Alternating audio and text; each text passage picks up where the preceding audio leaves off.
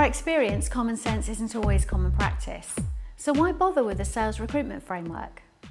If we're really honest about it, this industry's been broken for years. On the one hand, you've got the software companies who feel oversold to by well-presented salespeople delivering exit interview and then not delivering on the job. And on the other hand, you've got the sales execs themselves who could also feel pretty shortchanged by the actual process, which is lengthy. They often say to us, we don't mind meeting 8 different executives, but not at 8 different meetings. Okay, let's get started. So, what's the first step? Well, whatever you do, don't start with talent and passion. The whole industry's just had a fetish over these words for the last decade. Of course, talent is part of it, but you ask any sales director running a team over quarters and over years, they'll tell you that talent in itself is not enough.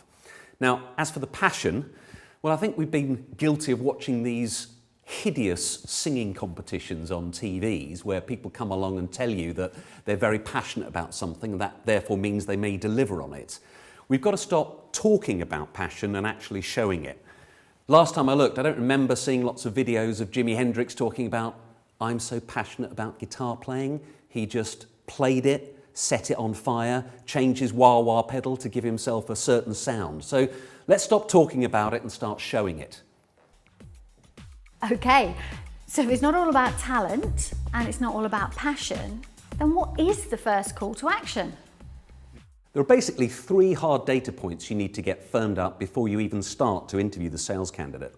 Number 1 is vertical, 2 is the technology niche, and 3rd is the geography, or geo, as many of the consulting firms are now referring to this. On the vertical side, venture capital firms love the idea of a sales candidate coming in with very deep knowledge of a certain industry. They can give you thought leadership and they have a specific community and network in that area.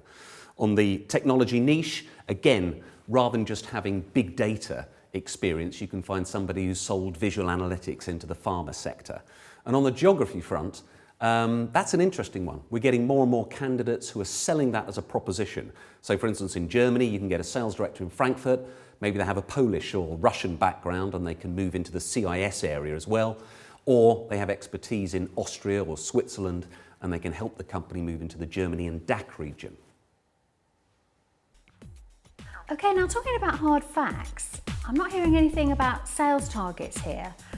We are talking about interviewing salespeople, right? There's actually quite an unholy alliance going on between companies and candidates when it comes to targets. So all the companies want 100% overperformance for years. They want A players in their team. So guess what? All the candidates and all the agencies provide CVs with this super performance listed on a sheet of paper. But we know life isn't like that. And a lot of these targets, you've got to be very careful to look at them in context. Were they working in a brand new startup, doing 5 deals in the first year, 5 new logos, or was it an established firm, an SAP, or a Salesforce.com in the boom market? Okay, so we've got the hard facts. But anybody in sales has to have good soft skills. So what about cultural fit? What about psychometrics? And why did everybody freak out when you mentioned psychometrics?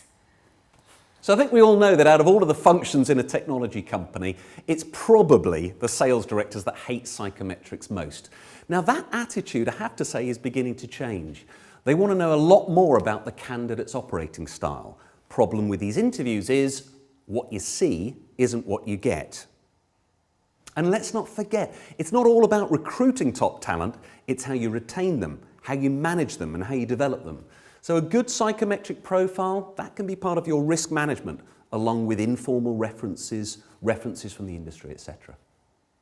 We've all known for years that we have to talk about the candidate's motivation, but is that a big enough word? Surely we have to talk about what really drives the candidates. You know, this whole motivation thing, I've kind of had it with it. It's just too logical, it's not emotional enough.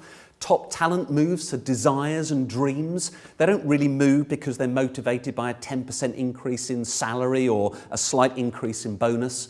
Find somebody who's really driven to build something. Send them from Europe to start up your operation in North America. But motivation is just not big enough. Hang on, let's go back to the beginning. Everyone is talking about talent, but how do you measure it? Can you even measure sales talent? I think in reality it's pretty difficult to actually measure sales talent, certainly scientifically. So what many software companies are now doing is putting much more of an emphasis on doing the job rather than selling the job. They're sitting down with their candidates at the end of a recruitment process. They're even turning those presentations into workshops. So they're talking through what they're going to do in the vertical sectors, testing whether they've got the niche proposition to take into the market, and looking at a kind of 30, 60, 90-day plan. So again, the emphasis is on doing it rather than selling it. And a final point on talent. Well, we all want to be seduced, but it's not a great starting point to be too impressed too soon by a candidate. It's not just the talent itself, but it's the application of that talent in the field. I did ask, why bother with all this? So who's listening and who's this for? Well, I think we've got three audiences here really. We've got sales directors who spend most of the time, let's face it, focusing on big deals and focusing on the sales function. So they'll maybe use this as a bit of a refresher when looking at the recruitment process. Then we've got non-sales function directors of software companies, HR, internal recruitment, CFOs and CTOs who don't spend a lot of time focused on software selling, but will meet and interview some key players coming in.